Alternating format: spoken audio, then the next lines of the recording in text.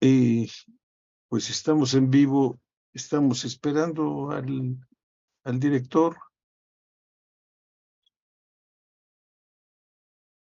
Buenos días, Marco Antonio, aquí estoy. Inicio yo. Sí, nomás te doy la palabra. Las terceras jornadas de la cátedra Rubén Bonifaz Nuño, en la que dirige el doctor David García Pérez, eh, director del Instituto de Filológicas. Agradecemos profundamente que esté aquí, igual que Ángel Esteban, por parte de la Universidad de Granada.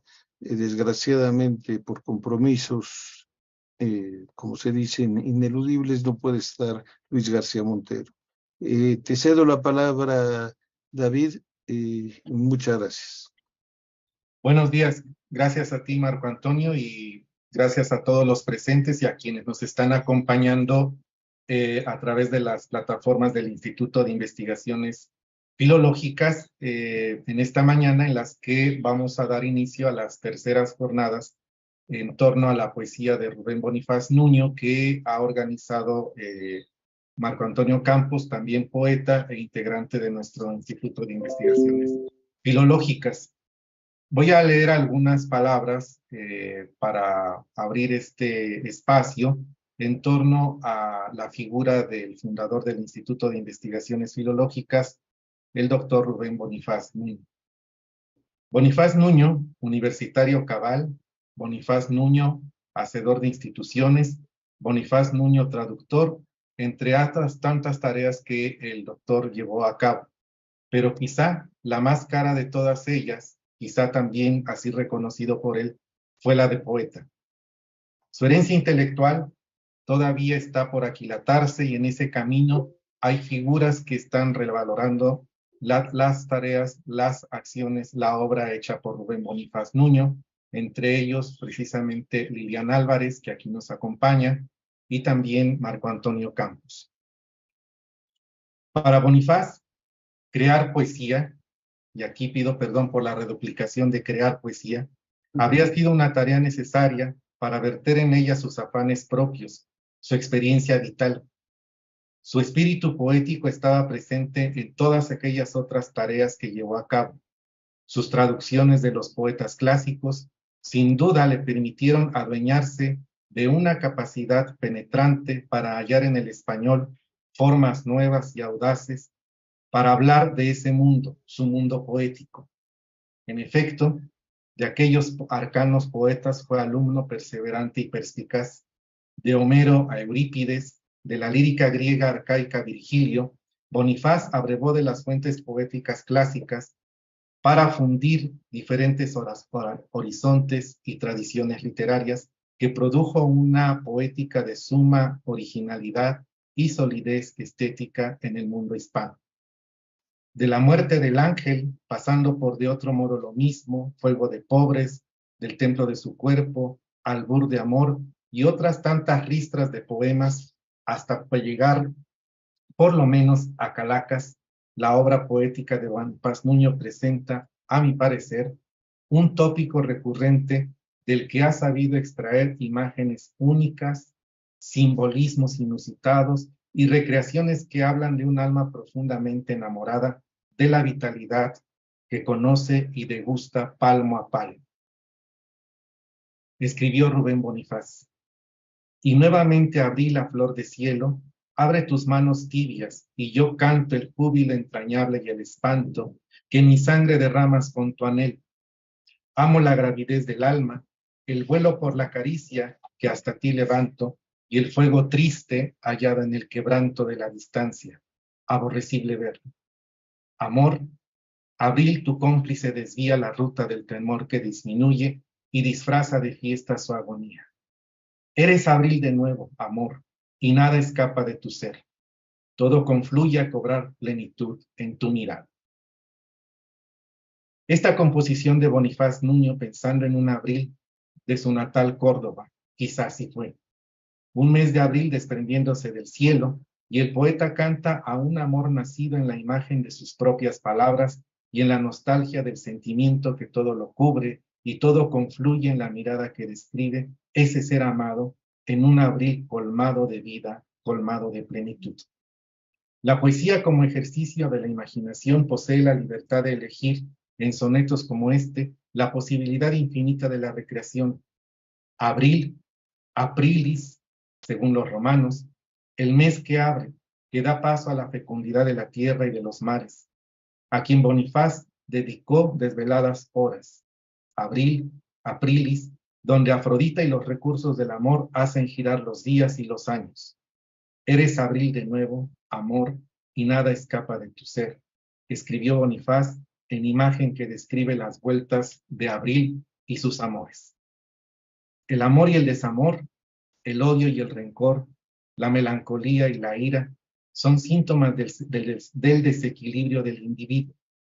Perder el punto medio y caer en alguno de estos padecimientos era prueba de que la locura privaba en las entrañas de quienes eran insuflados por los dioses. Afrodita y Eros enferman, y hay poetas que han sabido interpretar en sus versos esos dones de la locura amorosa. Bonifaz Nuño supo escuchar la música de esa locura amorosa y quizás su catarsis poética se encuentra en las muy diversas maneras en que dio forma a ese y a otros sentimientos, padecimientos del hombre, incapaz de rechazar esas bendiciones de los dioses. El espacio se llena de abril y se satura del ansia por alcanzar lo que se ama, sabiendo que pasará abril y habrá que esperar otro y otro, solo para darse cuenta de que la vida se disfraza de él en el momento en el que el poeta descubre la gravidez del alma que pretende ser caricia. Abril, consagración de Afrodita y de sus dones, entre ellos la locura amorosa. Esa locura amorosa que Bonifaz la cantó de este modo. Bienaventurados los que padecen la nostalgia, el miedo de estar a solas, la necesidad del amor. Los hombres, las mujeres tiernas de ojos amargos, los que en su comida han recibido lo gordo del caldo del sufrimiento, porque de ellos es la desesperanza, el insomnio, el llanto seco, las rejas de todas, las cárceles, el hambre y la fuerza lírica y el impulso para desquiciar la desventura. Valgan pues estas reflexiones muy breves en torno a la obra poética de Rubén Bonifaz para dar paso este día a estas terceras jornadas de poesía de la Cátedra Extraordinaria Rubén Bonifaz Nuño. Quiero agradecer y reconocer el genuino interés de Marco Antonio Campos, poeta y gran amigo de Bonifaz Nuño, por organizar estas jornadas como parte de las actividades de esta cátedra, en el centenario del nacimiento de también nuestro fundador. Al también poeta Luis García Montero, quien ha acompañado gentilmente estas 3 jornadas de poesía, y también doy la bienvenida a quienes disertarán sobre la obra de nuestro laureado escritor, Erika Martínez, Gracia Morales, Víctor Manuel Mendiola, Jorge Valdés y Pavel Granados. Damos pues con estas palabras por inauguradas las terceras jornadas de poesía de la Cátedra Extraordinaria Rubén Bonifaz Nuño, agradeciendo la presencia de todos ustedes, de Paloma Guardia, de Lilian Álvarez y de Marco Antonio Campos, y de nuestros invitados que disertarán sobre la obra de nuestro poeta. Bienvenidos todos. Si nos haces favor, Ángel Esteban, que ha sido indudablemente de un entusiasmo grandísimo para el sostén de estas jornadas. Sin él, difícilmente tampoco por parte de la Universidad de Granada se hubiera hecho esto. Te lo agradecemos en verdad infinitamente, Ángel. Y si nos haces favor de dar la bienvenida en nombre de la Universidad de Granada, te lo agradeceríamos mucho. Muchas gracias, Marco Antonio. Y al mismo tiempo que funjas como moderador, ¿no? Muchas gracias, Marco Antonio. Quiero dar las gracias a ti, por supuesto, también a David García, del Instituto Filológicas, y bueno, a la UNAM, y por supuesto al Instituto Cervantes de España. Hace un ratito Luis García Montero nos decía que no podía estar aquí porque bueno, ha habido una confusión con el horario y él ya ha tenido que irse porque recibía a un ministro ahora y a la presidenta de una comunidad autónoma en Madrid, precisamente en el Cervantes, pero él ha recalcado que quería, bueno, agradecer a todas estas instituciones que estas jornadas puedan seguir haciéndose, y en este caso por tercera vez, por tercer año. Y la Universidad de Granada también está muy contenta de que esto pueda, o sea, de que podamos colaborar nuevamente con ustedes. Y directamente voy a pasar a presentar a las ponentes de hoy. En primer lugar, presentaré a Erika Martínez, que es, quiero dar las gracias también a Erika y a Gracia por formar parte de este conjunto de profesores de la Universidad de Granada que ya durante 3 años hemos estado participando en la programación. Erika Martínez es profesora titular de Literatura Latinoamericana de la Universidad de Granada. Y bueno, destaca tanto por su faceta académica como por su faceta creadora. Es decir, ella es poeta y ha publicado ya 4 libros de poemas, aparte de estar situada en muchas de las antologías españolas y latinoamericanas de estos últimos años. Ha publicado Color Carne en el año 2009, su primer libro, que tuvo un premio de poesía joven en Radio Nacional de España. El segundo libro fue El Falso Techo del año 2013, que fue finalista de otro premio. El tercer libro, Chocar con algo, 17, también fue finalista de otro premio. Y últimamente he publicado La Bestia, y para mí el mejor libro que ha publicado ella y uno de los mejores de estos últimos años. Me parece que es un libro de una originalidad como pocas en las últimas décadas, yo diría, de la poesía joven española. Un libro lleno de imágenes insólitas y aparte de una fuerte crítica social. Ambas cosas se unen para formar un libro magnífico, ¿no? Original. También he publicado un libro de aforismos titulado Lenguaraz, y todos estos libros han sido publicados en la editorial Pretextos. Es una de las editoriales más importantes digamos, en lengua española. Y luego ha destacado también, como digo, como académica y como crítica, y ahí está su tesis doctoral publicada en el libro Entre bambalinas, poetas argentinas tras la última dictadura. Y luego, pues también ha editado libros sobre todo de poéticas actuales. En concreto, un libro que la relaciona mucho con el mundo mexicano, que es Señales Mutuas, Estudios Transatlánticos de Literatura Española y Mexicana hoy. Y luego otro libro, Materia Frágil, Poéticas para el siglo XXI en América Latina y España. Aparte de esto, ella es editora de la revista Letral, una de las revistas ahora mismo más prestigiosas en el ámbito de la literatura en lengua española, y codirige un proyecto de investigación también llamado Letral, de estudios transatlánticos. Sin más, voy a dejar que nos hable sobre Traducir el amor, el Catulo de Rubén Bonifaz Nuño y Agustín García Calvo. Cuando quieras, Erika. Muchísimas gracias a mi maestro, porque es maestro Ángel Esteban, por esta presentación generosísima y por haberme invitado aquí a estar hoy en estas terceras jornadas del centenario bueno, no el centenario todavía, han hablado antes de que se celebrará pronto, ojalá que sí, pero estas terceras jornadas de la Cátedra Bonifaz Nuño. Quisiera agradecer pues no solo a Ángel por permitirme la oportunidad de estar aquí profundizando en la obra de Bonifaz Nuño, sino también al Instituto de Investigaciones Filológicas, a la propia cátedra, a Marco Antonio Campos, David García Pérez, Lilian Álvarez Arellano y también a Luis García Montero.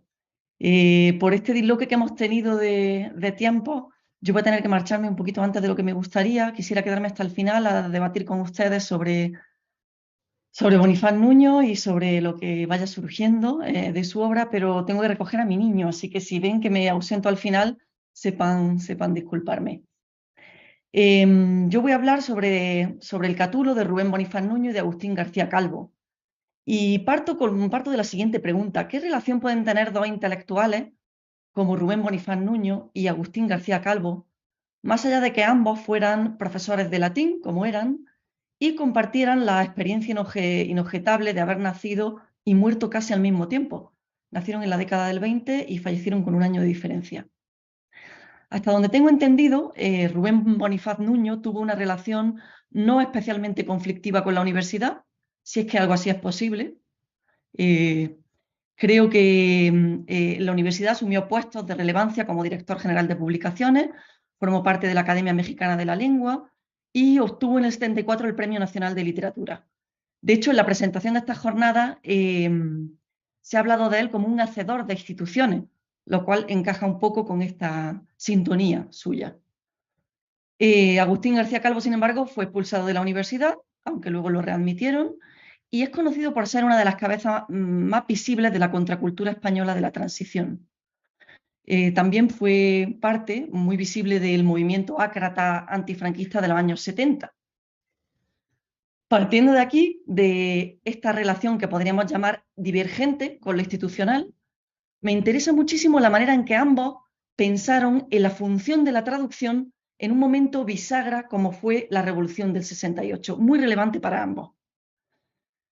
Bueno, para hablar de la traducción de Catulo que hicieron los dos y de la función de la traducción en ambos, voy a recurrir sobre todo a un ensayo como Apuntes para una historia de la traducción de Agustín García Calvo y de un ensayo reciente que ha publicado Jordi Carmona Hurtado titulado Cómo matar a la muerte, Agustín García Calvo y la filosofía de la contracultura. De Rubén Bonifaz Nuño, obviamente, voy a trabajar pues, con los Cármenes que él tradujo en 1969 y la valiosísima introducción de esa traducción. Y también voy a repasar algunas ideas sobre las traducciones de Rubén Bonifaz Nuño de Vicente Quirarte. Les pido, por favor, que sepan disculpar los errores o inexactitudes que provienen no de mi falta de interés, sino de mi conocimiento aún insuficiente, aunque espero que progresivamente subsanable, de la trayectoria concreta de Bonifaz Nuño y su relación con la traducción. Rubén Bonifaz Nuño fue, junto a Gulmaro Reyes Coria, codirector de la biblioteca Colección Gracón Romanorum Mexicana. En esta colección leyó a Virgilio, Catulo, Propercio, Ovidio, Lucrecio, Homero, Horacio, César, Eurípides, Lucano, Cicerón. Dice Bonifaz Nuño: la he realizado por tratar de poner en este tiempo como un fenómeno vivo e inmediato la poesía de los romanos para mí, porque también tradujo a los griegos. Ha sido para mí una escuela poética insustituible. Él tradujo, y así lo declara, 100 hexámetros diarios, y adquirió así una facultad que él denomina de versificador y que considera, digamos, una escuela fundamental en su formación técnica. De hecho, dice, las palabras y los ritmos de otros le permitieron trasladar a otro idioma el esfuerzo original. Dice, la traducción es, dice él literalmente, una suprema escuela técnica. Dice Vicente Quirarte en una conferencia sobre Bonifaz Nuño que éste le dijo una vez: las mujeres nos fecundan, hablando de las mujeres, no de la traducción, nos fecundan. Las maravillosas mujeres sacan lo mejor que tenemos nosotros. Y yo pienso en la función de la traducción en Bonifaz Nuño también, entendida de esta manera, como una especie de vía personal de perfeccionamiento. Me gustaría hacerme una pregunta con él, una pregunta inicial. ¿Debe traducir un poeta? Bonifaz Nuño nunca hablaba de traducción, sino de versiones rítmicas. Dice Vicente Quirarte que Bonifaz Nuño fue transcreador de los clásicos, utilizando ese término, el de transcreación, que alude más a una lectura de traducción literaria muy creativa y no tanto literal, ¿no? En conversaciones con Josefina Estrada decía, la traducción, y esto es interesante, para ser literal tiene que seguir el ritmo original. En este sentido creo que estaba transformando la idea de la traducción literal. ¿Es posible una traducción literal que siga el ritmo original? O sea, es una paradoja, es completamente imposible lograrlo. Entonces me interesa cómo arrastra el término del ser literal hacia la música, hacia la necesidad de perseguir la literalidad de la música y no solo del contenido. En ese sentido creo que su propuesta de traducción era profunda, en su propuesta de literalidad era mucho más profunda. Dice él, si no persigo esa literalidad del ritmo original, estoy falsificando la traducción desde el principio. Quiero hacer una traducción literal de la Ilíada. ¿Debo traducirla en hexámetro? Y él responde, es lo que hice. Y esa es la que él consideraba su obra maestra de traducción. Bueno, respecto a la traducción de los Cármenes de Catulo, comentaba antes que es una traducción de 1969. y que el prólogo, la introducción a esa obra, se ha leído como una interpretación del 68, o por lo menos con un diálogo con el 68. El arranque de esa introducción es el siguiente. Toda juventud es sufrimiento. Asomado al mundo con la actitud voraz de sus propias herramientas sensuales, el joven, como si hiciera uso de una prerrogativa indudable, pretende apoderarse de él mediante un esfuerzo inútil y de antemano fracasa. Y el mundo se le aparece como un muro de poderes hostiles. Y hasta el milagroso placer de un instante, por su brevedad misma, se le vuelve dolor, dolor sin esperanza. Y de nuevo, con la presentada rabia, se tiende hacia lo que considera, acaso sin saberlo, el objeto último de la vida. Y el placer, si no se le entrega, lo lleva a sufrir otra vez, y otra vez lo lleva a sufrir si se le entrega. Y así siempre, hasta que la misericordia del tiempo lo para con la resignación, con la sabiduría o con la muerte. Este prólogo y sus traducciones, las traducciones de Catulo, fueron escritos en un momento en el que el ejército rondaba la universidad y cuentan que los estudiantes se refugiaban atrincherados en los despachos. Como cuenta, ha señalado José Ángel Leiva, la identificación del académico, del Bonifaz Nuño académico con las causas de la juventud mexicana, era inocultable. Bonifaz Nuño veía en ese movimiento la esperanza y el deseo de una sociedad más digna y más justa, más libre, más inteligente, más culta y más creativa. Advertía, no obstante, dice José Ángel Leiva, que esa acción estaba destinada a la derrota. El fracaso era evidente y en ello encarna su visión del héroe. Catulo, paradójicamente, no es ese héroe, sin embargo, sino en algún sentido su negación. Podríamos decir, creo que con José Ángel Leiva, que no hay tanto una identificación entre la doctrina amorosa de Catulo y la de Bonifaz Nuño, pero sí una tensión, un interés mutuo, un conflicto permanente. De hecho, Bonifaz Nuño dedicó poemas a grandes héroes americanos, a autores grecolatinos, y sin embargo a Catulo prefirió dedicarle un ensayo, El amor y la cólera, que tiene mucho de reflexión, de prosa y poco de épica y de lírica, ¿no? Pues pasamos brevemente a Agustín García Calvo. El propósito que movía explícitamente sus traducciones era el de dar, decía García Calvo, a los hablantes actuales una impresión análoga a la que el texto original les ofrecía. Como Bonifaz Nuño, persiguió una traducción de la sonoridad original con el invento de unos hexámetros acentuales que él sembraba de arcaísmo y dialectalismo, llevando hasta las últimas consecuencias la invención, él llamaba invención analógica de formas y el estiramiento de las posibilidades de sintaxis y hasta morfología del castellano. Muchos filólogos, acostumbrados a traducciones más neutras de la Ilíada, porque él tradujo la Ilíada, se molestaron. Creo que esto pasó también en el caso de Bonifaz Nuño. No es raro que en ambos casos las traducciones despertaran polémica. Quizás esos mismos filólogos que se sintieron incómodos, pues quedarían hoy satisfechos con las traducciones homogenizadoras del Google Translator o con las que puede estar haciendo ahora el ChatGPT. Seguro mucho más correctas filológicamente que las de García Calvo o quizá que las de Bonifaz Nuño, pero sin lugar a dudas mucho más convencionales, prosaicas, más propias de una cultura donde todas las singularidades y los desvíos son eliminados al servicio de una lengua operativa, práctica, instrumental, cuyo interés poético e intelectual tiende a cero. García Calvo, por su parte, pues tradujo a Homero, a los líricos monódicos, por ejemplo, Arquíloco, Safo, Anacreonte, a los trágicos, Sófocles y Esquilo, a prosistas como Jenofonte y a Platón, autores latinos como Plauto o Virgilio. Quizá junto con la Ilíada, sus traducciones más conocidas son las del volumen Poesía Antigua, de Homero a Horacio, que incluyen una grabación en cassette, incluían un cassette con recitados del propio Agustín García Calvo y, por supuesto, poemas de Catulo.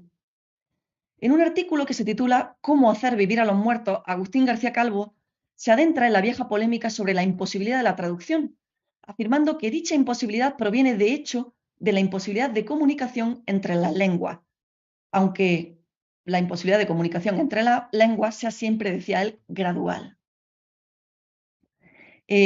Para García Calvo, las lenguas más traducibles son aquellas que llevan a cabo un uso más racional, consciente y pragmático del idioma. Y sin embargo, las lenguas más intraducibles, decía él, serían aquellas que trabajan de forma intensiva y profunda con las instancias del inconsciente. En este sentido, el lenguaje científico y académico sería muy traducible, y sin embargo el poético no. No se trata aquí, en mi opinión, de que la poesía sea un género esencialmente irracional, sino de que trabaja con instancias subconscientes de la cultura, decía García Calvo, de la cultura. Instancias que son inaccesibles a la conciencia personal de los hablantes y a los manejos voluntarios de hablantes o de instituciones. La coloquialidad oral de la poesía sería, de hecho, para él, el más intraducible de sus elementos, un elemento inaccesible a los manejos individuales y del poder. Y se preguntaba por qué cuanto más culto es un texto, más fácil es de traducir. ¿Está acaso la cultura entendida como producto del oculto, por encima de la diversidad de las lenguas? Eso sucede, decía García Calvo, porque el poder global, él utiliza el término global aunque no tenía la significación de hoy, funciona de forma invasora, amenaza con ser con ser la cultura con mayúscula. Esa cultura que es la misma, es la traducible. Dicho esto, me gustaría preguntarme con Bonifaz Nuño y García Calvo, ¿es imposible la traducción? ¿Acaso es imposible la traducción? Según la opinión más extendida y sintéticamente formulada por Robert Frost, poesía es lo que se pierde en una traducción. Pone así en evidencia bueno, por un lado está esta afirmación muy conocida de Frost de que la poesía es justo lo que se pierde en la traducción, pero quería también traer una broma de Borges que de alguna manera evidencia el prejuicio de el traduttore traditore. Borges afirmaba que el original es infiel a la traducción, que el original es infiel a la traducción. Y decía Borges que la traducción en realidad es un sorteo experimental de omisiones y de énfasis. Traigo aquí otra cita que es en este caso de Charles Simic, que contradice de alguna manera al tópico de Robert Frost. Decía Charles Simic, creo que es al contrario. Lo que sobrevive a la traducción es la poesía. Y curiosamente, Mario Montalbetti, el peruano, afirma algo parecido. Lo que el poema piensa sobrevive victoriosamente la prueba del ritmo mutilado. No solo del ritmo mutilado, lo que el poema piensa sobrevive a todo aquello que se pierde en la traducción. Bueno, al margen de lo que se pierda o de lo que permanezca, que no lo sabemos, quizás resultaría interesante pensar las traducciones desde su espesor específico, atendiendo a la manera en la que modifican la materia poética y provocando algunas de sus capacidades, de sus potencias silenciadas.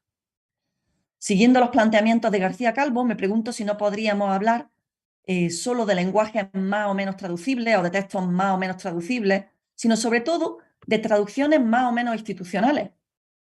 Y en este punto, en realidad, entiendo institucional desde la lógica de García Calvo, o sea, institucional como sujeto al manejo de poder, porque de hecho creo que se puede hacer una traducción muy poco institucional desde una institución. O sea, que no hay que confundir el lugar de la institución con la producción institucional. Rubén Bonifaz Nuño, por su parte, estaba convencido de que la traducción al castellano había robado su espesor lírico a la literatura, y en este caso él decía a la literatura prehispánica, le interesaba especialmente esto. Decía Rubén Bonifaz Nuño, sí, la traducción al castellano roba su espesor lírico a los originales y a él le interesaba especialmente el robo que se había perpetrado contra la literatura prehispánica. Y creo que eso sucedía siguiendo los razonamientos de Bonifaz Nuño porque dicha lengua en las traducciones tenía algo homogenizante. En este punto, ambos coincidían en la necesidad de llevar a cabo un trabajo de singularización y profundidad que dotaría de una nueva intensidad a toda obra traducida. Perspectiva que ambos aplicaron a sus propias traducciones de los clásicos. Para Rubén Bonifaz Nuño, ser fiel a una obra traducida es también ser fiel a su música. Para Agustín García Calvo, traducir es producir un texto análogo al original, también en su sonoridad. Eso explica que ambos se entregaran al trabajo con formas personalísimas del hexámetro en sus traducciones de la Ilíada, alejándose de traducciones más ajustadas, como dije antes, a la corrección filológica. Por otro lado, Bonifaz Nuño y García Calvo tradujeron a los clásicos, como dije antes, en un momento de rebeliones estudiantiles. Ambos lo hicieron en ese mismo momento. No es extraño, por ello, que tradujeran los poemas amorosos de Catulo, donde el amor es una vía explícita de resistencia al poder. Como ha señalado Vicente Quirarte, los poemas de Catulo, de hecho, formaban parte del tríptico Triunfi de Karl Orff, que también integraban los Carmina Burana. Mucho menos célebres, en este caso, que los Carmina Burana, porque el estallido de la Segunda Guerra Mundial impidió su representación. Los Catuli Carmina incluían flirteos impudorosos entre el coro femenino y masculino y palabras sexualmente explícitas. Tanto Bonifaz Nuño como García Calvo entendieron que la fuente de esa misma rebelión sexual, pero no solo sexual, procede de la tradición misma. Y esto no porque Bonifaz Nuño, o sea, en este punto creo que da igual si uno era revolucionario o no, o el otro no lo era. De hecho, me interesa mucho una lectura que hace Jordi Carmona Hurtado, que lejos de utilizar los patrones clásicos del Ácrata, habla de Agustín García Calvo como un revolucionario, como un conservador revolucionario. En fin, sería complejo de resumir aquí. Las traducciones de la Ilíada de Bonifaz Nuño aspiraban a una coloquialidad en la que se materializaba la voluntad de hacer hoy lo que esos libros hicieron en el pasado. No extraña a esta elección que un libro como Albur de Amor sea un homenaje a todas sus lecturas, hechas desde un registro hablado. De la misma manera, la coloquialidad oral de la poesía era para García Calvo el más intraducible de sus elementos, y por tanto, el elemento que debe ser trabajado en las traducciones en tanto resistente a la homogeneidad. Bueno,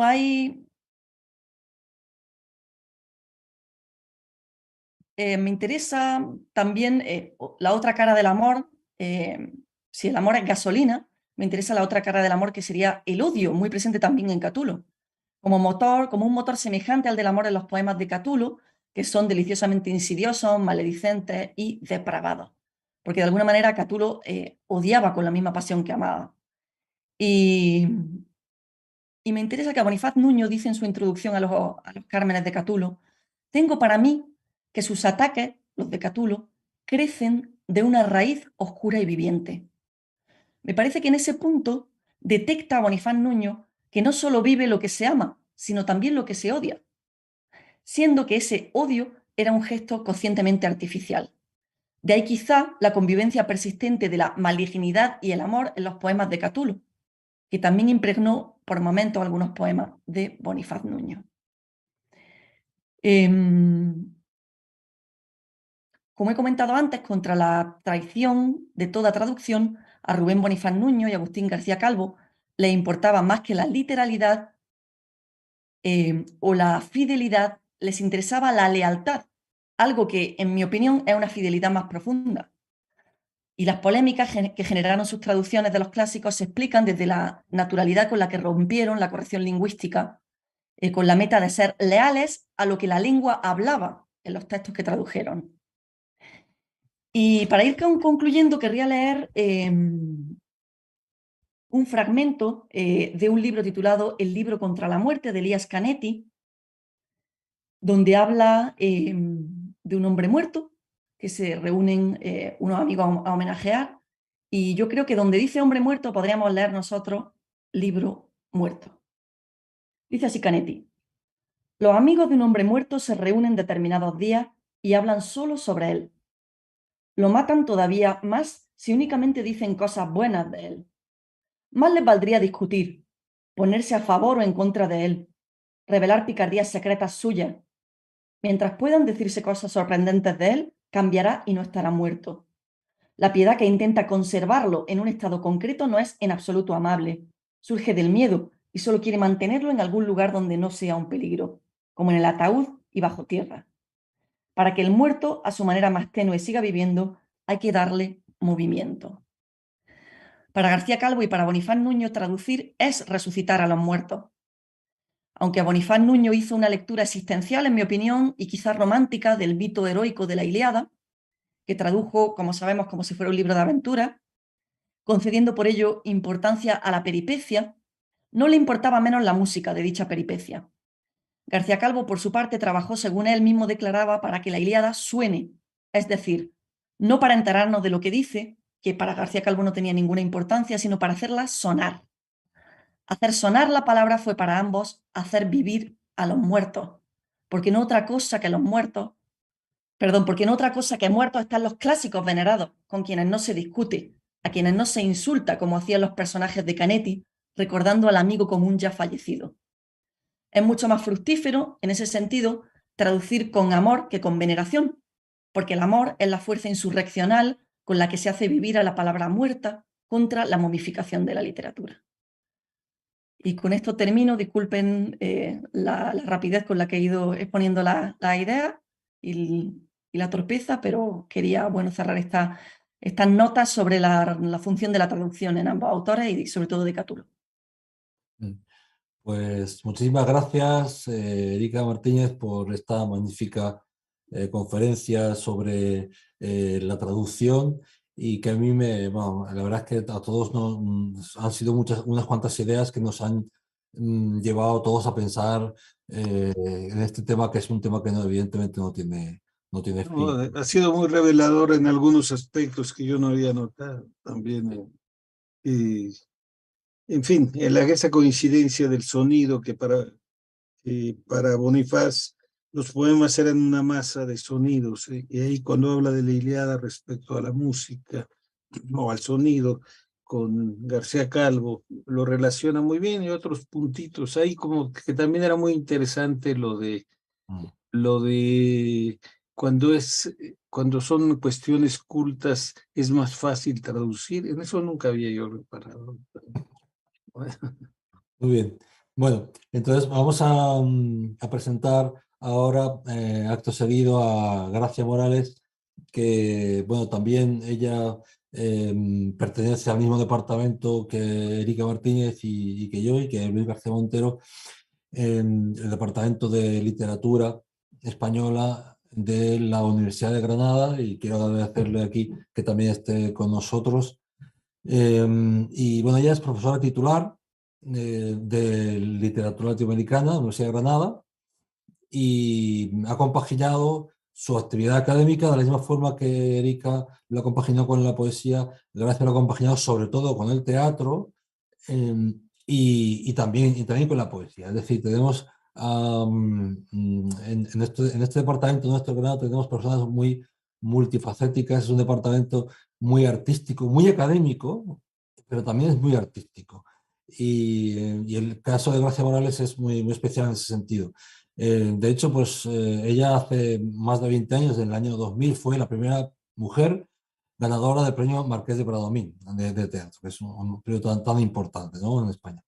Y ella ha escrito y ha publicado unas 45 piezas teatrales, algunas bastante largas, otras más bien piezas cortas, y ya es, digamos, una referencia en el mundo del teatro en España. Y además esas obras suyas se han estrenado en varios países de Europa y también de América. Y 7 de esas obras han sido premiadas. Algunas de esas obras podría citar, por ejemplo, Como si fuera esta noche, año 2002, Un lugar estratégico, año 2003, NN12, premio, que fue premio Sociedad de la Sociedad General de Autores y Editores de Teatro, en el año 2008, y otro de sus grandes obras ha sido La grieta entre animales y salvajes, del año 16, que fue el 4º premio Lorca de Teatro Andaluz a la mejor autoría. Aparte de toda su obra teatral, que sería aquí muy prolijo nombrar una por una, también es una de las fundadoras en Granada de la compañía profesional Remiendo Teatro y de la Escuela de Teatro y Doblaje Remiendo, que ya tiene una trayectoria bastante grande en Granada y en Andalucía, y digamos que es un centro de formación. La escuela es un centro de formación escénica de mucha referencia en todo el sur de España. Aparte de todo lo que ha trabajado en el mundo del drama, de la dramaturgia, también ha escrito y ha publicado poesía. Puedo citar entre uno de sus libros, Manual de corte y confección, del año 2001, De puertas para adentro, del año 2004, que fue el premio, obtuvo el premio Javier Egea de poesía. También La voz en pie, año 14, Del hogar y sus mudanzas, año 18, y últimamente Apuntes para un diccionario, una obra del año 21 que fue publicada por la editorial Renacimiento, prestigiosa editorial, y que además recibió el premio de poesía Juana de Castro. Esto por lo que se refiere a su labor creativa, pero también, evidentemente, como académica que es, ha tenido grandes colaboraciones, numerosas colaboraciones en revistas académicas de impacto y colaboraciones con capítulos de libro en muchos, digamos, obras de conjunto, y es conocida por su monografía José María Arguedas, El reto de la dualidad cultural, forma parte de lo que fue anteriormente su defensa de la tesis doctoral. Bueno, aquí nos va a hablar sobre las resonancias vallejianas en Fuego de Pobres. Hace poco hemos celebrado el centenario de la muerte de Vallejo, de Trilce, ¿no? De la publicación de Trilce de Vallejo, año 22. En el 23 estamos celebrando el centenario de Rubén Bonifaz Nuño. Estos dos autores, pues aquí mismo se juntan, entrelazan, y es de lo que nos va a hablar ella. Muchas gracias por estar con nosotros, Gracia, y tienes la palabra. Bueno, muchas gracias, Ángel, y muchas gracias al Instituto de Investigaciones Filológicas y al Instituto Cervantes, y también a la Universidad de Granada por estar promoviendo estos ciclos tan importantes para dar a conocer a un poeta que yo debo de reconocer que no conocía tan en profundidad antes de que se generaran estos ciclos. O sea que para mí han supuesto también una manera de acercarme más, de una manera más detallada y más minuciosa a la obra de un autor magistral, donde se combina también la versatilidad y el rigor poético. El hecho de que él también perteneciera al ámbito universitario y fuera también poeta, de alguna manera también nos liga con Erika, conmigo, que como ya ha comentado Ángel antes, mantenemos también como esa dualidad de estar en el ámbito universitario, pero mantener una actividad también creativa dentro de ese ámbito. Cuando me propuse realizar un acercamiento más minucioso a su trayectoria, tengo que decir que el libro que más me impactó fue sin duda Fuego de Pobres. De hecho, decía hace un momento Luis García Montero, porque él no ha podido quedarse, pero no hemos visto con él online hace un momentito, que también es uno de sus libros predilectos de Bonifaz Nuño. Efectivamente, uno de sus libros principales, él mismo lo considera así. En algún momento él dice que fue un libro decisivo porque en él, en Fuego de Pobre, este libro que se publica en 1961, apostó ya ahí por una estética más depurada, por una estética más limpia. Él dice que a partir de ese libro trató de eliminar todo lo que supusiera peso muerto en su poesía. Es así como él se refiere a este libro, que siente que va a ser uno de los que le trasciendan, ¿no? De los que más perduren, junto quizá también a Los demonios y los días, que quizá es uno de sus libros predilectos, del propio Bonifaz. Bien, la lectura de este libro de Fuego de Pobre me sedujo especialmente porque en él encontraba el eco constante de la voz que quizás más me ha marcado a mí como lectora de poesía, que es la voz de César Vallejo. No es tan original decir esto porque sabemos que es un poeta trascendental dentro de las letras hispánicas, pero para mí César Vallejo quizás es el poeta al que más he leído y releído de forma constante. Yo encontraba muchísimo la resonancia de Vallejo, y como no por una imitación, no es que Bonifaz Nuño estuviera imitando a Vallejo, que no era eso, sino que encontraba en ellos como una fuerza creadora de raíces comunes. Y me llamaba mucho la atención intentar indagar en cómo era esa especie de magma común que impregnaba la voz de estos dos autores. Pensé que sería un abordaje crítico ya muy abordado, y entonces dije, bueno, pues no voy a volver a investigar seguramente sobre un tema que ya haya sido muy visitado por otros investigadores, pero me sorprendió darme cuenta de que no, descubrir que no era un enfoque que se hubiera indagado lo suficiente todavía. Es cierto que algunos críticos sí que han señalado la influencia de Vallejo en algunos poemarios de Bonifaz Nuño y en concreto en Fuego de Pobres. Por ejemplo, Miguel Ángel Andrade, en su libro Alumbro con la palabra de otra boca, enunciación e intertextualidad en Fuego de Pobres de Rubén Bonifaz Nuño, afirma esta influencia en dos ocasiones. Hay dos momentos en los que cita expresamente la influencia de Vallejo. Dice en un momento Miguel Ángel Andrade, dice, quizá el poeta que más haya influido en la poética de Rubén Bonifaz Nuño sea el peruano César Vallejo. Ambos poetas se asemejan en su confraternidad por el que menos tiene. Más que compadecerse, se solidarizan en un abrazo fraternal mediante palabras de aliento, palabras que lo impulsan a salir de su miseria y su abandono. Dice eso en un momento, al comienzo del libro, y más adelante dice, pero el principal referente de Rubén Bonifaz Nuño para esa poesía social que va más allá de la mera crítica es el César Vallejo de Los Heraldos Negros, España aparta de Mestecali y Los Poemas Humanos. Como el peruano, Rubén Bonifaz Nuño carga con sufrimiento una pensada afrenta al orgullo y a la existencia. Bien, el investigador anota entonces en estas dos ocasiones esa influencia que dice que es la principal, el principal referente, dice en un momento, o quizá el poeta que más haya influido en Rubén Bonifaz Nuño, pero no desarrolla este argumento, no llega a profundizar en ello, lo deja anotado y no entra más. Eso es lo que yo me propongo hacer en esta ocasión. También me ha resultado llamativo descubrir que en las entrevistas a las que he tenido acceso, el propio Bonifaz Nuño no cita a Vallejo como uno de sus referentes, o al menos no lo cita de forma explícita. Quizá para él es tan importante que es como lo que decía Borges también, de escribir sobre el desierto sin citar la arena, ¿no? Quizá sea tan importante para él que no llega a citarle, pero me llamaba mucho la atención que no estuviera el nombre de Vallejo entre sus referentes más explícitos. En una conversación con Marco Antonio Campos, aquí presente, he consultado varias entrevistas que le pudo hacer a Bonifaz Nuño, en una conversación que se titula Los gustos poéticos de Rubén Bonifaz Nuño, el poeta de Veracruz nos aporta algunas claves sobre su formación poética. Recuerda cómo le afectó el descubrimiento de la obra de Bécquer, cuyas rimas supusieron su primer acercamiento a la poesía. Asimismo destaca la huella que le dejó la lírica del siglo de oro, Garcilaso, Quevedo, Góngora, Fray Luis de León.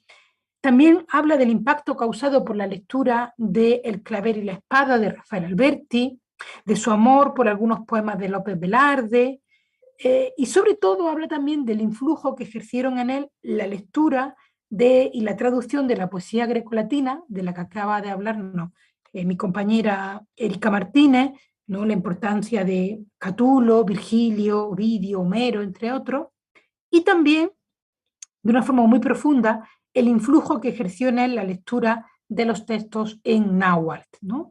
De los que encuentran nuevas formas de estructuración gramatical que también le interesan mucho. También ha comentado un poquito antes la profesora Erika Martínez. Ahora bien, no cita a Vallejo. Y es más, cuando Marco Antonio Campos le habla de Vallejo, se lo cita, Rubén Bonifaz Nuño no termina de tomar esa línea de desarrollo, ¿no? Le dice Marco Antonio Campos en esa entrevista publicada. Dice, en Los demonios y los días hay un fondo vallejiano y quizá algo de Pellicer de las manos desoladas, y le contesta Rubén Bonifaz Nuño. Ese libro nació de pláticas frecuentes durante caminatas infinitas que tuve con Fausto Vega y el poeta y novelista peruano Manuel Escorza. Manuel hablaba y me convenció de hacer poesía social.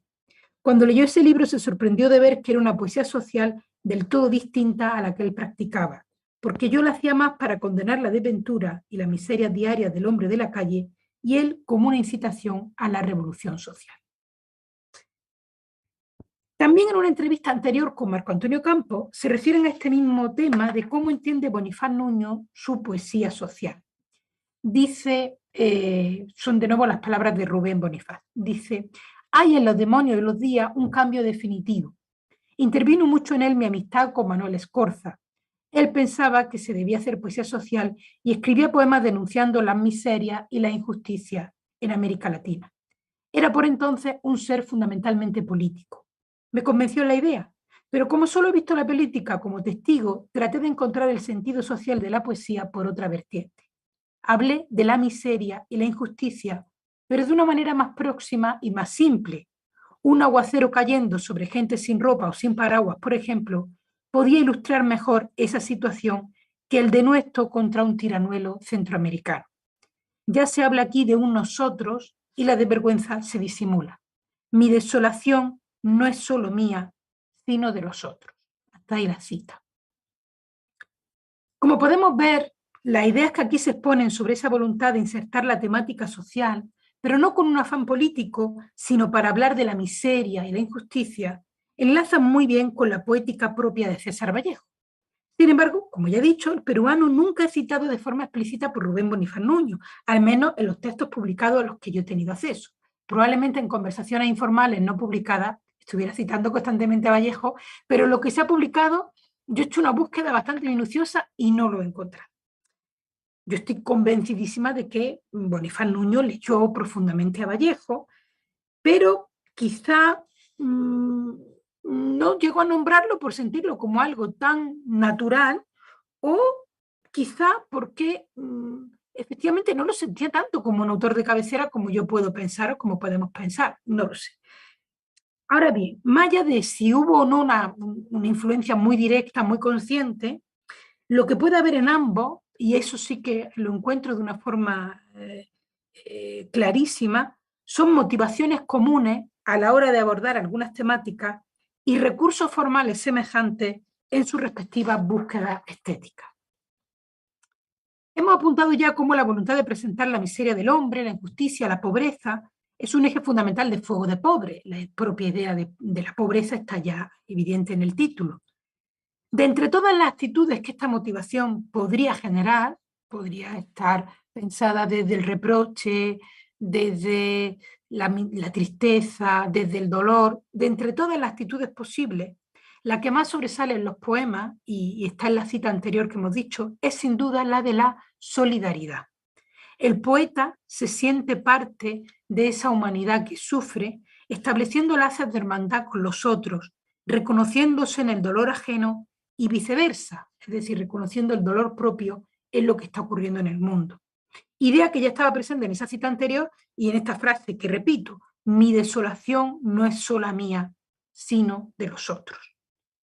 Este enlace con lo ajeno se halla presente desde el primer poema del libro, en el que se dice querer descubrir, y cito algunos versos, el secreto más íntimo y humilde de la fraternidad.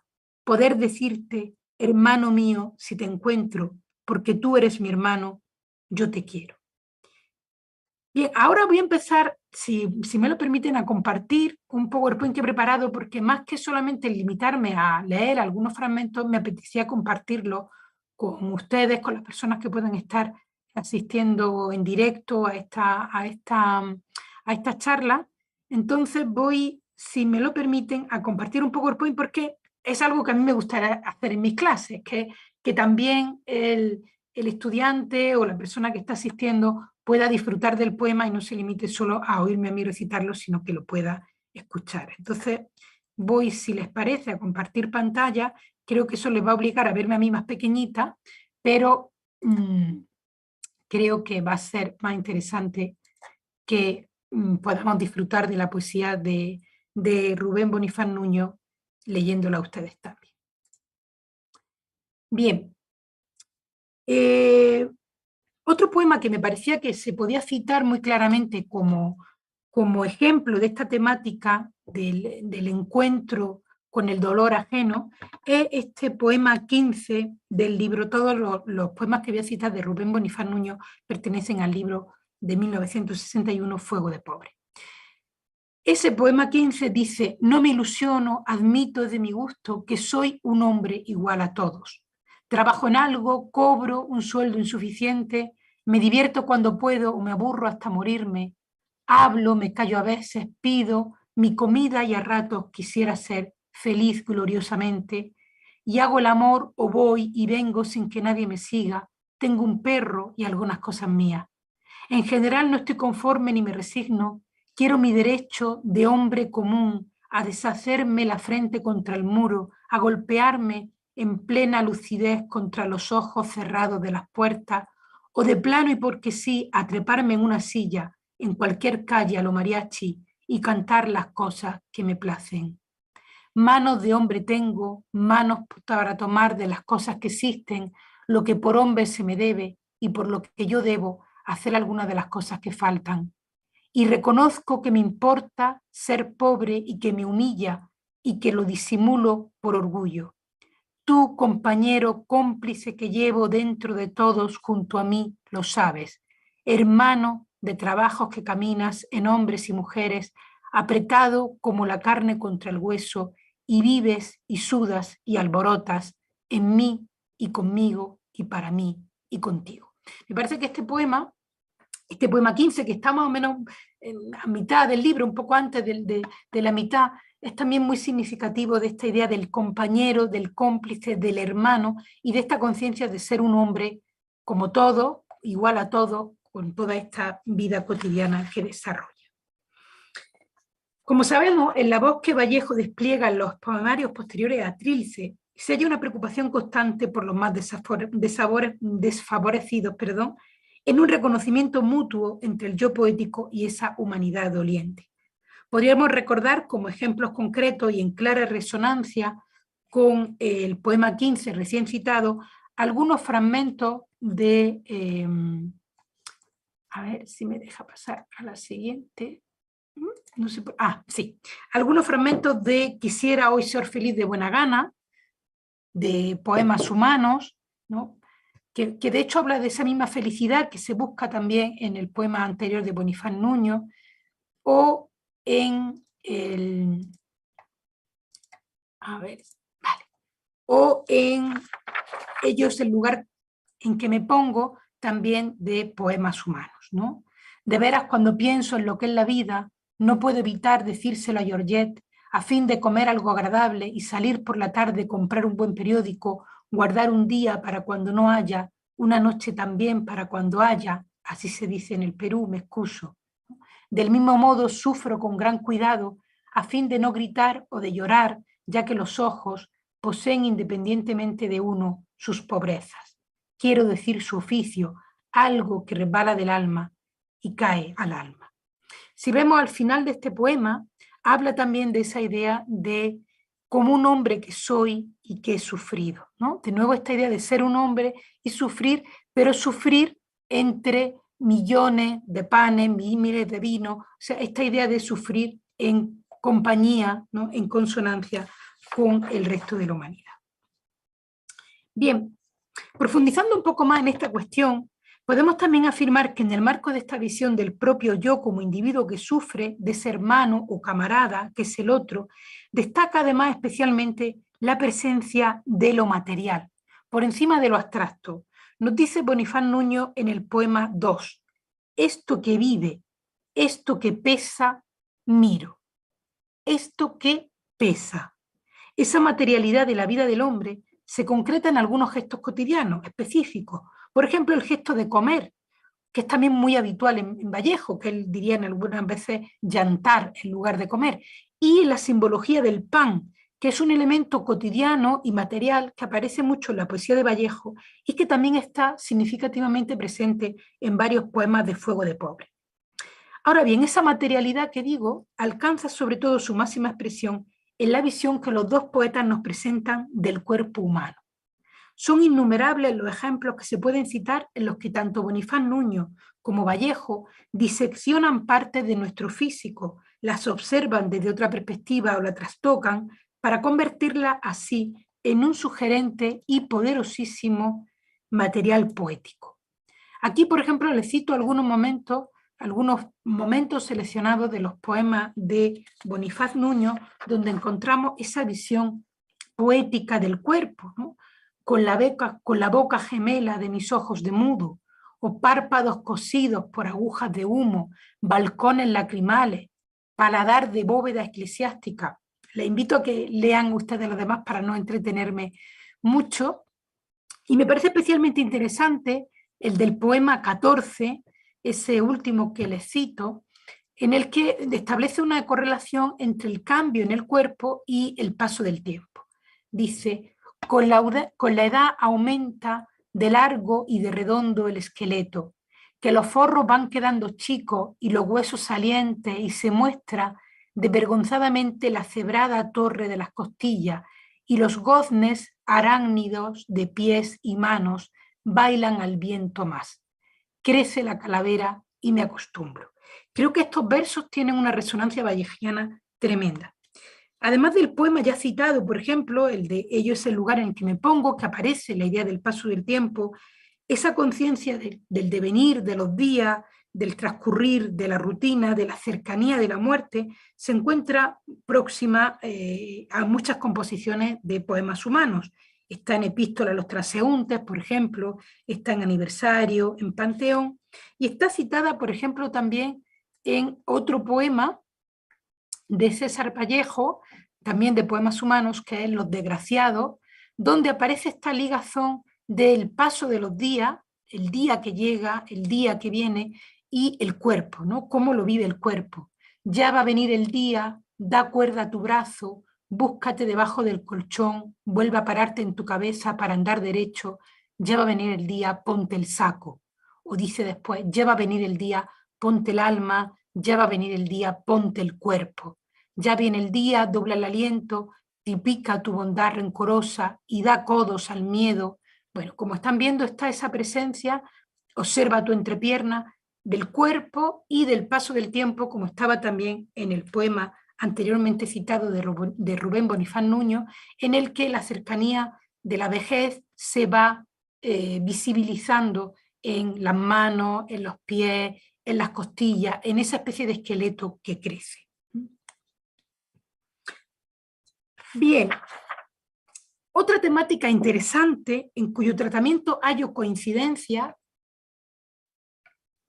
entre los poemas de Vallejo y los de Fuego de Pobre es la utilización de un imaginario religioso que se adapta, no obstante, a la visión personal del poeta, y en ocasiones se utiliza desde esta misma vocación solidaria de la que hablábamos antes. Si se utiliza el imaginario religioso para hablar de esa idea de la solidaridad entre el hombre o de la conciencia de su miseria y su desolación.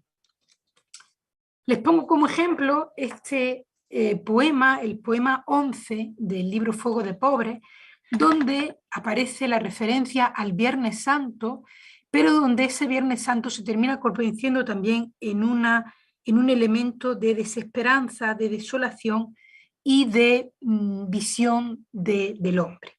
Viernes Santo y más la pesadumbre que con huellas insomnes nos exprime del corazón un grito de dormido. Ven cómo está de nuevo aquí la presencia del cuerpo, las huellas insomnes, luego también la frente desde el hueso más alto, las dentadas herraduras, la lengua, los ojos, de nuevo todo este imaginario que comparte también con Vallejo. Noche de Viernes Santo, dice, sin futuro de abierta gloria sabatina. Me interesa mucho también en este poema esa enumeración de que hace de aquellos por los que habla, ¿no? Por los que estoy hablando, dice.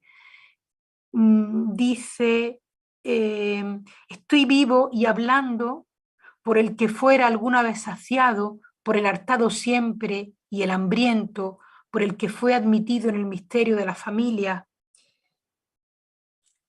Esa idea del cuerpo sería destacable. También el uso de neologismos. Aquí dice, mientras ojivacío, mutilado de prazos progresivos, esa tendencia al neologismo que está en esa palabra ojivacío, pero que aparece en otros momentos, se encolmilla, dice en el poema 14, desjaulado en el poema 20, enllamarado en el poema 28, ojivendado en el poema 9, es un rasgo formal que también lo liga profundamente con Vallejo. Pero me interesaba, como les decía, esta parte en la que especifica a esos otros por los que está hablando, porque me recuerda, me resuena a las bienaventuranzas bíblicas, el texto bíblico de las bienaventuranzas, ¿no? En el que también hay una enumeración, y aquí está el saciado, el hambriento. Me parece que se podría encontrar una conexión entre este poema que acabamos de citar y este momento de poema humano de César Vallejo, el famoso poema Traspié entre dos estrellas, donde de nuevo también hay una enumeración parecida a la bienaventuranza. Amados sean las orejas Sánchez, amadas las personas que se sientan, amado sea aquel que tiene chinches, y si vamos más lejos, aparece el hambre y la sed, ¿no? Amado sea el que tiene hambre o sed, pero no tiene hambre con que saciar toda su sed, ni sed con que saciar todas sus hambres, ¿no? Me parece que habría ese efecto de resonancia entre estos dos poemas que les cito. Otro elemento que también me gustaría señalar, espero no pasarme mucho del tiempo que tenía previsto, pero es verdad que ha sido un trabajo muy fascinante para mí encontrar estas consonancias y estas correspondencias. Otro elemento que creo que también les liga a los dos poetas es la búsqueda de un cierto sentido. En medio de ese mundo de miseria, de desolación, la necesidad de encontrar un cierto sentido, una cierta respuesta ante ese mundo. Esa necesidad les lleva, de hecho, por una parte, a que aparezcan preguntas en muchos de sus poemas. Así ocurre en textos muy significativos de Vallejo, ya lo sabemos. Hay poemas de Vallejo en donde es precisamente la interrogación lo que genera la estructura del poema. Por ejemplo, el famosísimo Un hombre pasa con un pan al hombro, ¿no? Pero también aparecen en Sermón sobre la muerte, en Viniera un malo con un trono al hombro. También en Fuego de Pobre está muy presente la pregunta, a veces suelta en algunos poemas, pero en otros muy insistente, como por ejemplo en estos poemas que les recuerdo, en el poema 3, ¿y ahora qué me queda? ¿Quién me recuerda? ¿Quién me oye? ¿Vendrá otra vez y cuándo lo que tuve? ¿Cómo vendrá si vuelve? ¿Cómo el rostro sabré reconocer de lo que tuve? ¿No? O en el poema 6, por citarle este segundo, ahora bien, soy este que se calla, soy el que gime lejos, el que viene soy, el que va saliendo, el que se queda, ¿para qué servirá? ¿De qué me vale querer sabiendo lo que sigue? Esta tendencia a la pregunta genera además otra sensación que es el vacío que conlleva el hecho de que no haya respuesta a esa pregunta. Porque se trata de preguntas que nunca pueden ser respondidas, con lo cual generan una sensación de incomprensión, de soledad, de silencio, de vacío. Considero que esta idea conecta con lo que apunta René Acuña en un artículo en el que trabaja sobre la obra de Rubén Bonifaz Nuño y dice que el espinazo de este libro, de Fuego de Pobre, él considera que el espinazo dice que confiere unidad a todo el libro, es la imagen de estar encerrado, sitiado, cercado por una fuerza invisible. Me llama la atención esa sensación de estar aislado que se da precisamente con ese silencio que queda detrás de estas preguntas, ¿no? Que queda al otro lado de estas preguntas. Estas preguntas sin respuesta anhelan un tipo de conexión que no se produce. Esta misma idea del anhelo de una conexión, de un enlace, de un encuentro con el otro imposible, está presente en uno de los poemas que me resuenan más vallejianos de todo Fuego de Pobre, que es el poema 22. Si me lo permiten, se lo voy a leer entero, lo he puesto entero, porque me era muy difícil limitarme solo a algunos fragmentos de este poema. Lo tienen para leerlo, yo lo voy a leer también un poquito, pero si un caso me centro en algunos momentos, ¿no? Dice, algo se me ha quebrado esta mañana de andar de cara en cara preguntando por el que vive dentro, y habla y se queja y se me tuerce hasta la lengua del zapato por tener que aguantar como los hombres tanta pobreza, tanto oscuro camino a la vejez, tantos remiendos nunca invisibles en la piel del alma.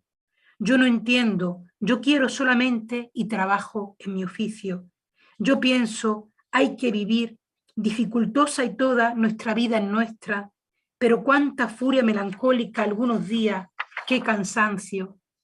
¿Cómo entonces pensar en platos venturosos, en cucharas colmadas, en ratones de lujosísimos departamentos?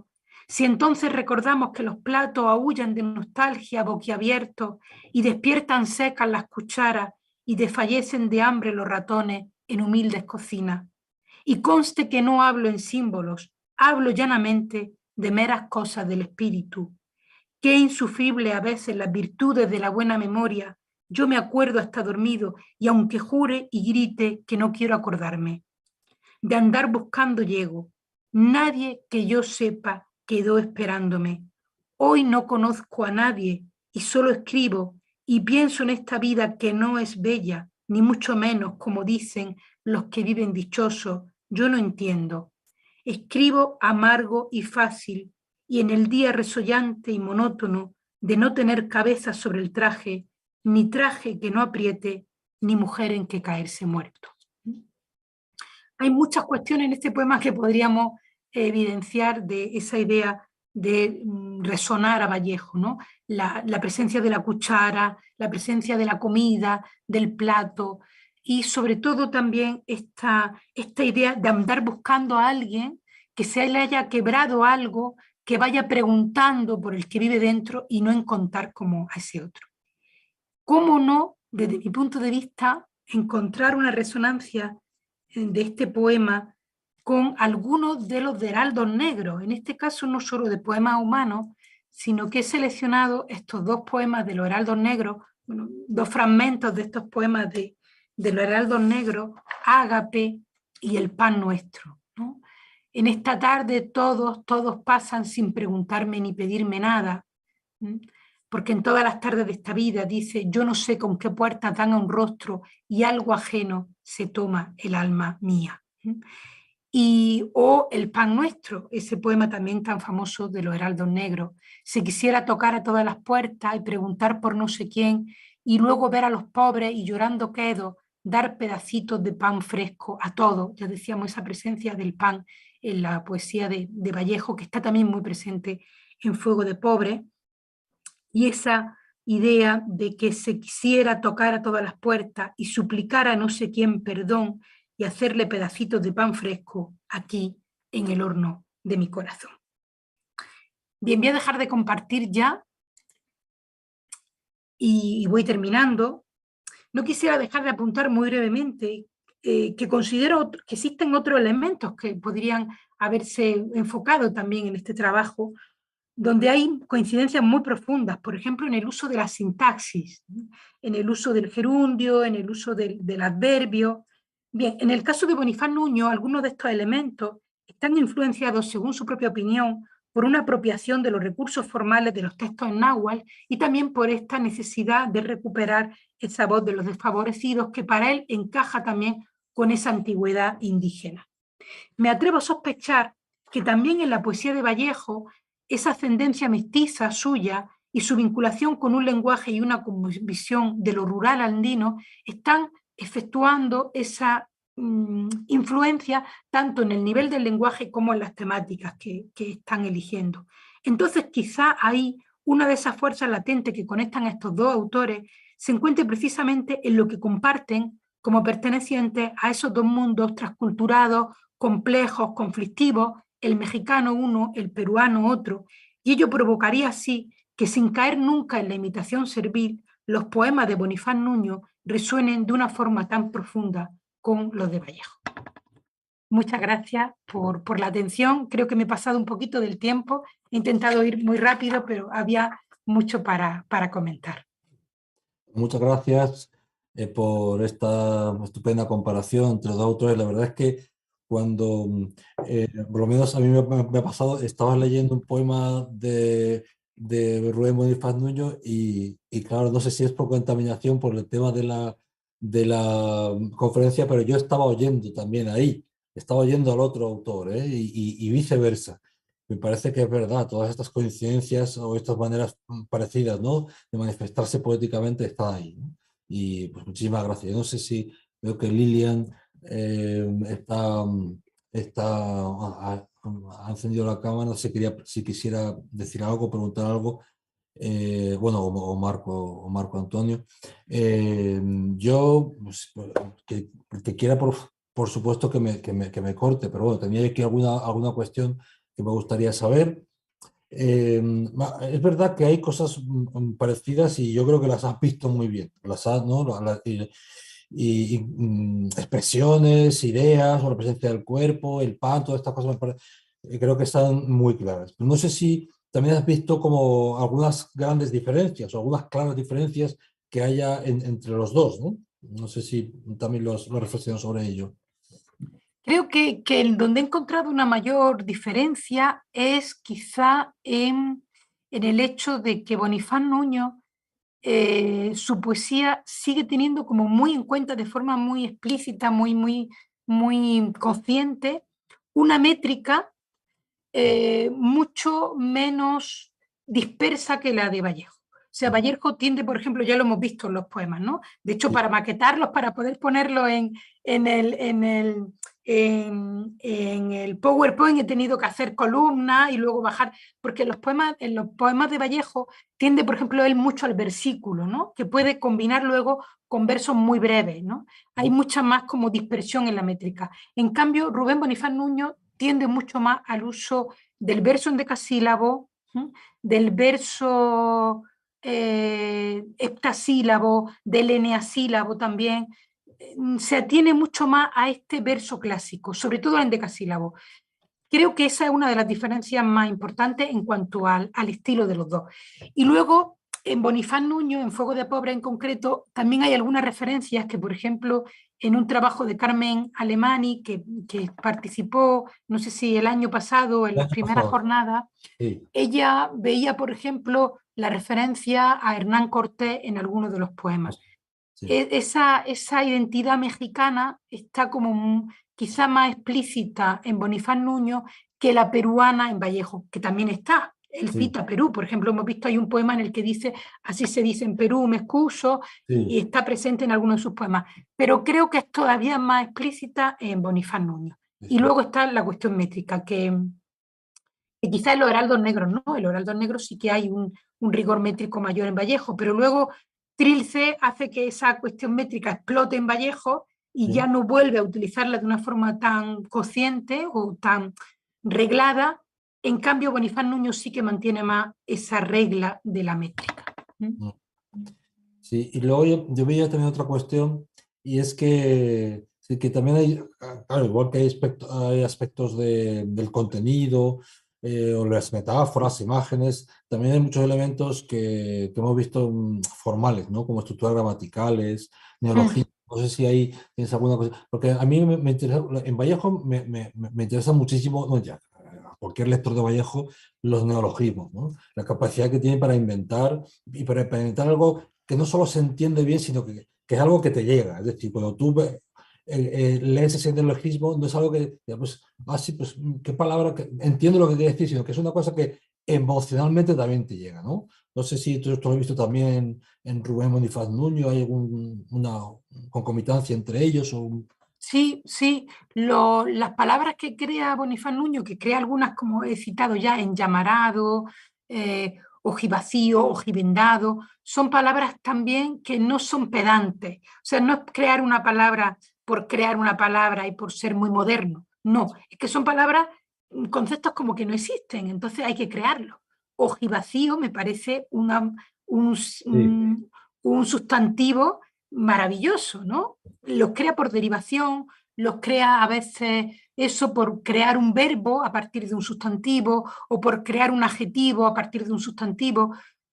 Son neologismos que el lector puede entender y que le aportan una mirada nueva. En esa condensación también que él va buscando, porque él dice que va a renunciar a todo lo que sea peso muerto a partir de ese libro y va buscando como una mayor condensación. Entonces, esos neologismos condensan mucho mejor una idea. Ojivacío es mucho mejor que decir con los ojos vacíos, ¿no? Está como mucho más condensada. Luego los adverbios en mente, por ejemplo, que suelen ser muy presentes en Vallejo y que poéticamente son adverbios muy rotundos, a veces difíciles de hacer entrar en un poema. Bonifaz Nuño lo utiliza también mucho. Los gerundios, que son palabras también de una gran rotundidad.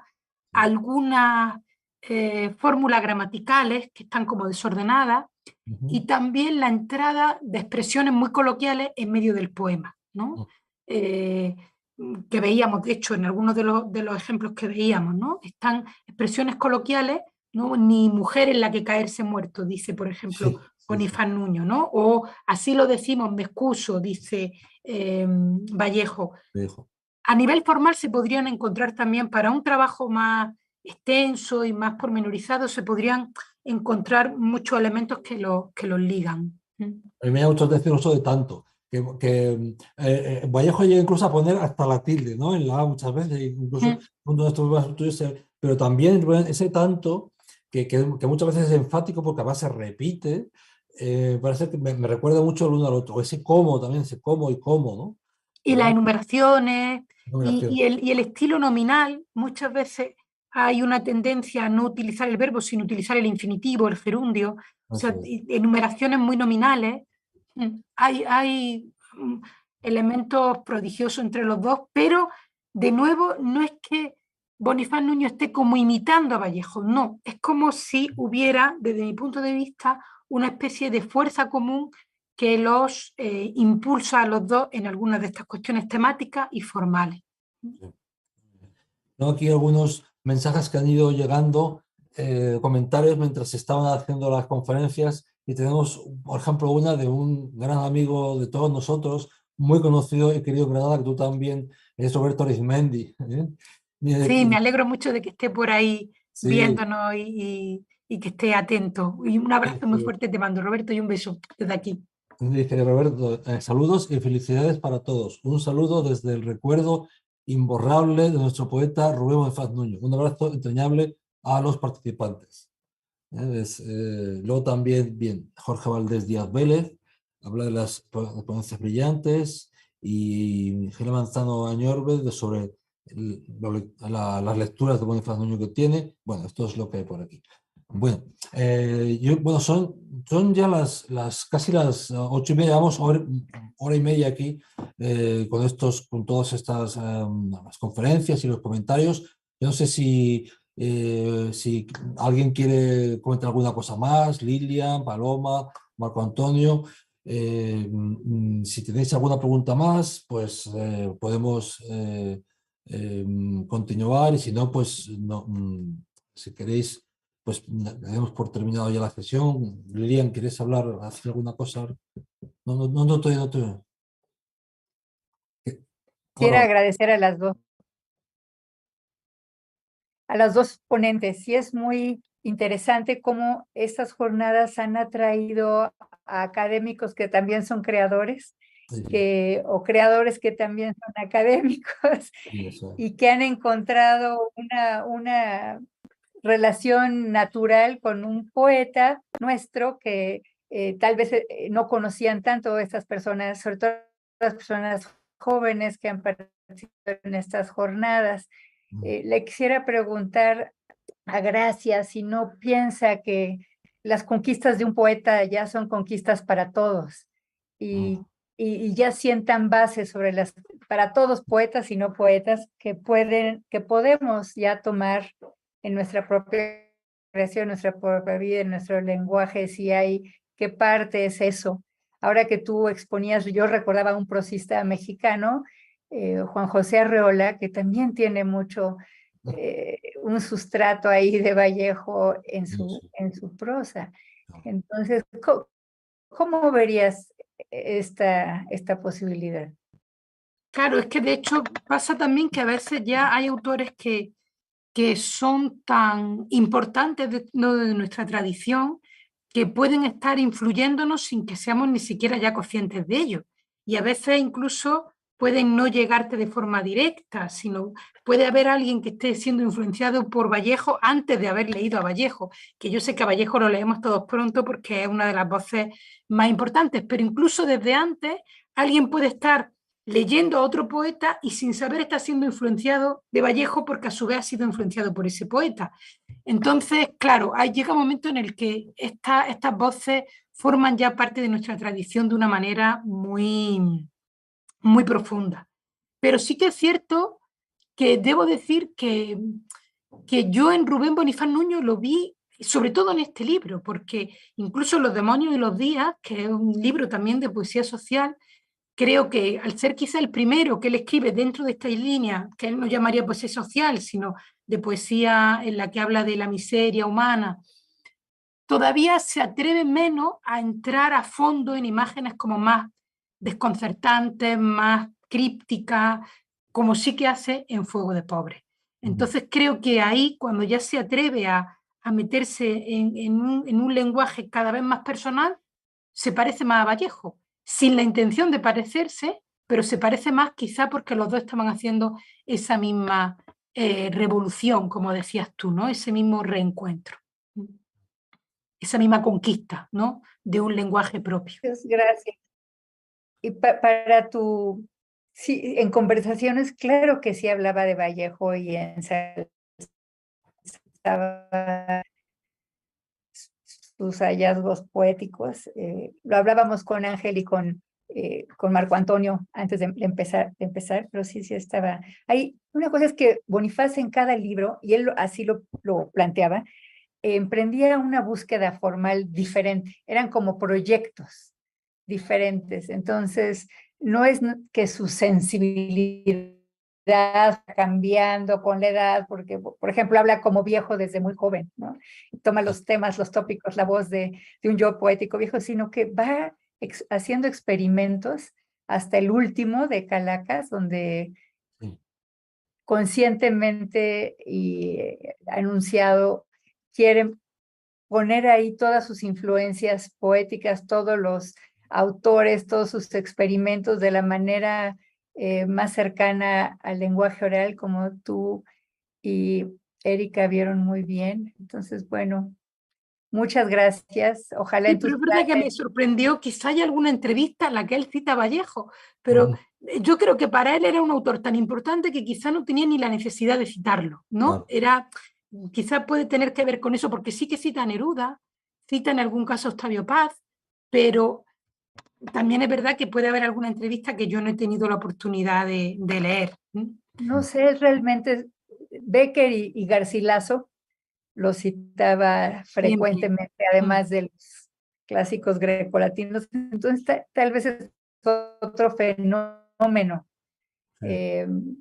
Las posibilidades que tú diste me parecen muy interesantes. Muchas gracias y espero que con sus alumnos exploren a este autor y le demos esa vida a los muertos, es de lo que se trata, ¿verdad? No nada más de revivir a los muertos, sino tomar de nuestra tradición todo lo que nos sirva. Y creo que aquí hay un poeta que sirve mucho a los jóvenes de hoy. Entonces, muchas gracias por lo que corresponde a la cátedra. Muy bien. Creo que Paloma quería intervenir. Sí, yo tengo muchas entrevistas y libros de entrevistas y aquí entrevistas que tal vez no se publicaron. Voy a buscarte si en alguna se cita Vallejo y te la mando. Vale, muy bien, muchas gracias. Muy y además muchas felicidades por tu gran producción teatral. Eso me gusta mucho. Gracias. Bueno, pues nada, yo simplemente para ya ir terminando este acto, quisiera agradecer en nombre de la Universidad de Granada pues la participación de mis dos compañeras en este acto y por supuesto toda la organización, el Instituto Cervantes, la Universidad de Montero, el Instituto de Filológicas, David García y luego por supuesto Marco Antonio Campos, por supuesto Lina Álvarez, siempre aquí pues tan activa en todos los comentarios, en la organización y en todo lo que es la puesta al día de todos los actos y Paloma por estar aquí con nosotros y por hacer posible estas maravillosas conferencias sobre nuestro gran poeta. Muchas gracias a todos. Muchas gracias, Ángela. Me toca el honor por parte del Instituto de Investigaciones Filológicas agradecer a todos, empezando por ti, Ángel, por las dos ponentes tan interesantes, jóvenes artistas y académicas, Erika Martínez y Gracia Morales, al Instituto Cervantes, a la Universidad de Granada, Luis García Montero, y a los equipos técnicos de las dos partes que hicieron posible esto, de nuestra parte al ingeniero Arturo Hernández, y pues muchas gracias y nos vemos en la próxima, que es también muy interesante, el 16 de mayo, en nuestras horas no ajustadas con el mundo, vamos a tener que cambiar la publicidad, pero tendremos una relectura de Rubén Bonifaz Nuño, el poeta, como una arqueología vanguardista, que yo creo que va a tener mucho que ver con lo que nos dijo hoy Gracia, y Rubén Bonifaz Nuño, Las alas de la poesía, de Jorge Valdés Díaz Vélez, quien nos saludó por Facebook hoy, y con la participación también de Pavel Granados, Caminos para hacer una antología de Rubén Bonifaz Nuño, ya que él hizo esa tarea, emprendió esa tarea, y es un gran difusor cultural nuestro. Entonces, aquí los vemos el próximo 16 de mayo, con la moderación de Bernardo Ruiz, y muchas gracias, Ángel, y muchas gracias a todos. Muchas gracias. Muchas gracias. Hasta luego. Adiós. Adiós, gracias. Adiós, gracias.